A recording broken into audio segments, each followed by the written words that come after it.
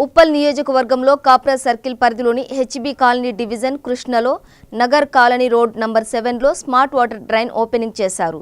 మరియు బడ్జెట్ 5,92,00,000తో హెచ్బీ కాలనీలో ఉన్న Krishnanagar colony, Mangapuram, Indiranagar, Bakshiguda, Lakshminagar, diamond hills colony వాసులకు వర్షపు నీరు ఎక్కడ ఉండకుండా ఈ నిర్మాణ పనులు జరగనున్నాయి. రాబోయేటువంటి ఎన్నికల దృష్టిని పెట్టుకొని ప్రజల హామీల వరకైనా సరే మనం ప్రజలలో మరి ముఖ్యమంత్రి గారు చేపట్టిన ప్రతి సంక్షేమ కార్యక్రమం, పెన్షన్లను కానీ, కళ్యాణ లక్ష్మి కానీ, మరి సీఎం రిలీఫ్ ఫండ్ కానీ అన్ని విషయాల్లో ప్రజలకు ఏది ఇబ్బంది వచ్చినా కూడా మేము అందుబాటులో ఉండి మరి సాయం చేస్తా ఉంది. కాబట్టి రాబోయే కాలంలో మీరందరూ కూడా సహకరించి నా యొక్క డివిజన్ అభివృద్ధిలో మీరు అందరూ తోడ్పాటును అందియాలని చెప్పి కోరుకుంటూ మరి ఇక్కడ వచ్చినటువంటి మంత్రివర్యులకు, మేయర్ గారికి, ఎమ్మెల్యే గారికి, కార్పొరేటర్లకు, మరి వచ్చినటువంటి ఈ డివిజన్ ప్రజలు, నాయకులు, టీఆర్ఎస్ నాయకులు అందరికి పేరు పేరున నా తరఫున ధన్యవాదాలు. ఇప్పుడు మన ఎమ్మెల్యే మన పేరు సుభాష్ రెడ్డి గారు మాట్లాడారు.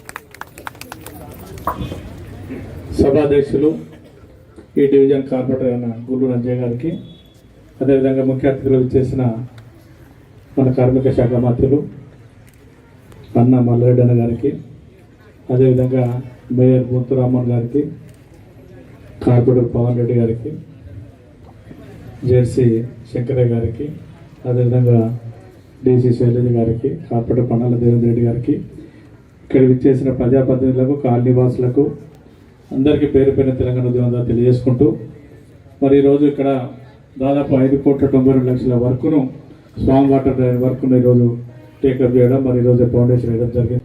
అందరి కోసం పెద్ద ఎత్తున ఇంగ్లీష్ మీడియం తెచ్చి ఒక్కొక్క పిల్లగానికి 1,20,000 ఖర్చు పెడుతున్న ఒక్కొక్క స్టూడెంట్ అంటే మామూలు విషయం కాదు ఇవన్నీ కూడా.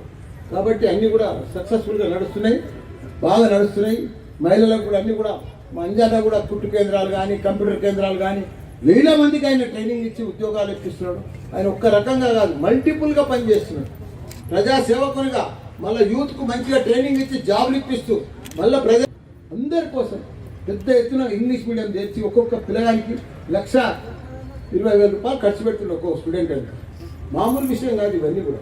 కాబట్టి అన్నీ కూడా సక్సెస్ఫుల్గా నడుస్తున్నాయి, బాగా నడుస్తున్నాయి. మహిళలకు కూడా అన్నీ కూడా మా అంజాదా కూడా కుట్టు కేంద్రాలు కానీ, కంప్యూటర్ కేంద్రాలు కానీ 1,000 మందికి ఆయన ట్రైనింగ్ ఇచ్చి ఉద్యోగాలు ఇప్పిస్తున్నాడు. ఆయన ఒక్క రకంగా కాదు, మల్టిపుల్గా పనిచేస్తున్నాడు. ప్రజాసేవకునిగా మళ్ళీ యూత్కు మంచిగా ట్రైనింగ్ ఇచ్చి జాబులు ఇప్పిస్తూ మళ్ళీ ప్రజలకు ఏ ప్రాబ్లం ఉన్నా నేను ఉన్నానని ఇమ్మీడియట్గా అక్కడ కార్పొరేటర్ చేతనైన కార్పొరేటర్ కొంత ఆ కౌన్సిల్లో పోయి కొట్లాడి ఏదైనా ఒక డ్రైనేజ్ వర్క్, ఒక మంచినీళ్ళ వర్క్ ఏదో ఒకటి తెచ్చిన సందర్భం ఉంది తప్ప హైదరాబాద్ మొత్తం పార్టీలకు రహితంగా ఎక్కడ పార్షాలిటీ లేకుండా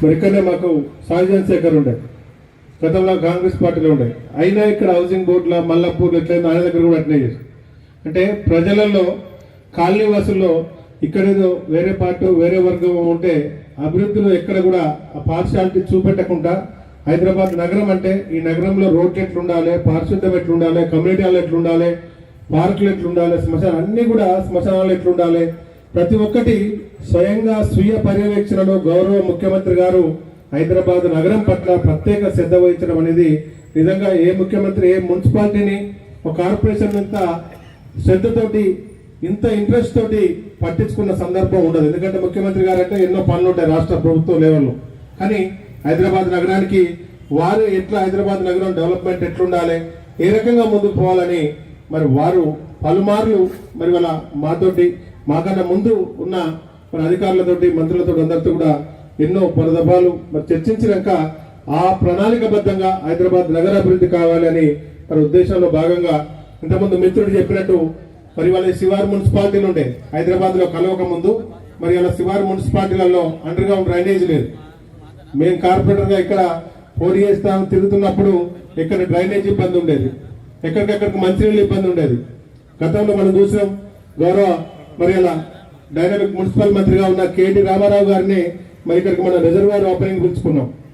మరి అప్పుడు వాళ్ళు అడగడం జరిగింది, కొంచెం మరి ఇబ్బంది అయితే కుండలతోటి బిందెలతోటి కార్పొరేట్ ముంగట మున్సిపల్ దగ్గరనో మరి ఇలా ధర్నాలు చేస్తుంది. ఇంత ప్రశాంతంగా ఆడవాళ్ళు మరి కాలనీలలో ఎక్కడ కూడా కూర్చోకపోయేది. మరి మంచినీళ్ళతో ఇబ్బంది ఉండదు. దాదాపు 2,000 కోట్ల రూపాయలతోటి మరి ఇలా కేంద్ర ప్రభుత్వం మరి వాళ్ళ ఏ రకంగా ఉన్నా మరి వాళ్ళు కూడా సహాయం చేయమంటే కూడా దాదాపు 2,000 కోట్ల రుణం తీసుకొని మరి మనం మంచినీటి పథకం శివారు మున్సిపాలిటీలకు ఇలా కోరు మున్సిపాలిటీకి మంచినీళ్ళ ఇబ్బంది లేకుండా ఏ